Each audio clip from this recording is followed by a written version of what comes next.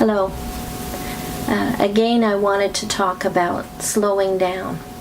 I read a very good book in the last year called Slow Church, Cultivating Community in the Patient Way of Jesus. It's written by Smith and John Pattison. This book helps by warning you against two things: efficiency and individualism. Two things that are idealized or almost idols to all of society now: efficiency and individualism. But when we take that into the church, we run into some serious problems. We introduce things to the church that shouldn't be there. Business management, franchising of blessings, marketing, technology, wanting everything done speedily and efficiently. This doesn't really have a place in church life. Church should be slow. Individualism is a problem, and we need to be warned against it, because it underestimates our capacity to deceive ourselves. We need community, so we need church. Discernment is improved when it's in process with more than just yourself or even just your family. We need community. How do we cultivate patience and long-suffering if we want everything done fast and neatly and tidily? No, it takes a slow process for these things to happen. Patience in itself means you're going to be slow. You're going to take your time about it. When we make decisions or choices, we should ask these questions according to this book. Not, will it cause pain and suffering? But we should ask, will it move us in the direction of the common good? There's a whole chapter on Sabbath in this book, which is of interest to me. It makes the point that Israel was practicing Sabbath before the Ten Commandments were given. So it was something that was already in effect. What were the lessons that they learned from Sabbath? Number one, enough. What is enough? And I think in our society we need to ask that question. How much is enough? When it comes to our needs, are we happy with our daily needs? Do we trust God to provide?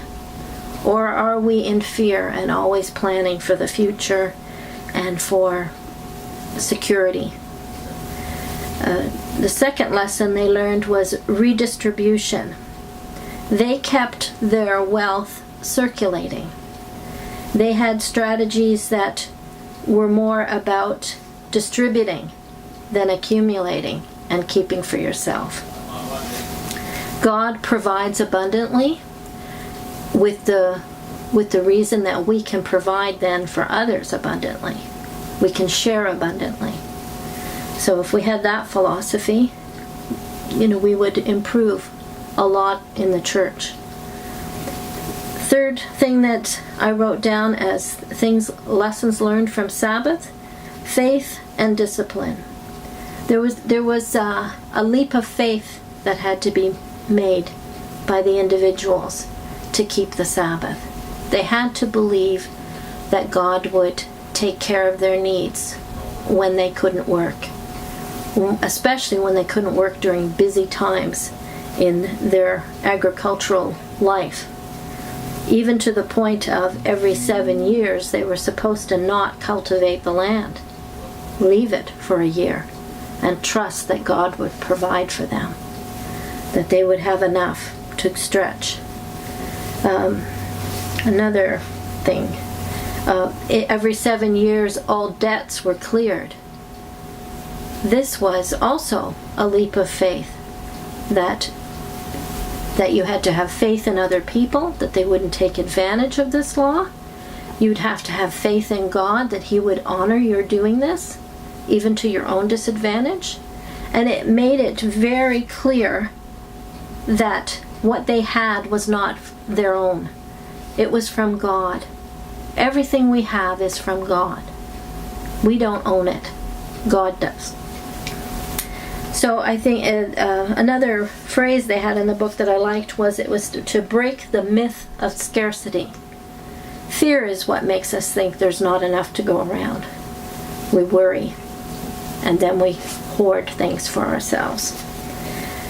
So Sabbath keeping should help us to cultivate gratitude.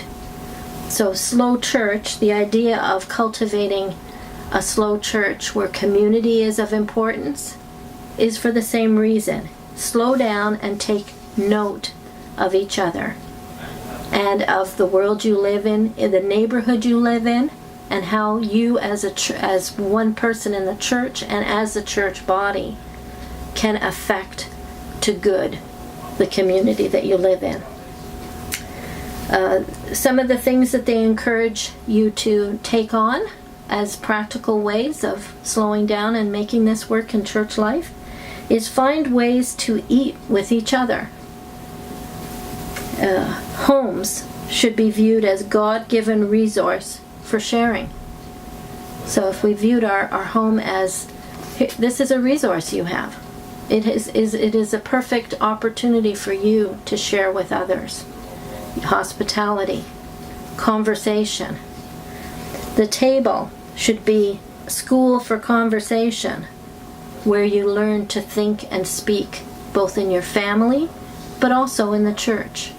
We don't talk to each other enough within the church.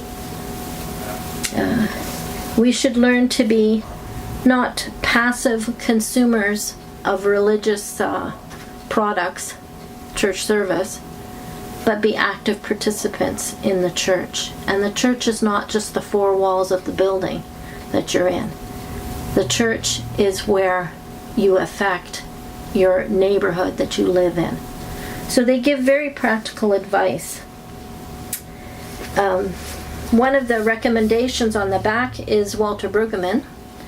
I just wanted to read you what he says. He says, "This thoughtful, discerning book advocates slow in faith and in life, a recognition that faith is a practice of relational fidelity that cannot be reduced to contractual or commodity transaction. The authors ponder and reflect on this summons with both pastoral sensitivity and missional passion. Readers eager for an evangelically paced life will pay close attention to this advocacy." So that's his recommendation, Walter Brueggemann, of this book as well. One little thing that I enjoyed was, and I don't always read the acknowledgments at the end of books, because usually it's thanking all kinds of people that I don't know. So I lots of times skip it. But I happened to read this one. And this was from John Pattison when he was giving his acknowledgments. These are some of the things he thanks people for, which I really enjoyed. He says to one group of his friends, "Thank you for exploring with me what it means to create safe place to have unsafe conversations." So we should have people that we can bounce ideas off of. Sometimes ideas that are uncomfortable even to ourselves. We should have places to go and people that we can talk to like that. Another group, he says, "Thank you for keeping me radical."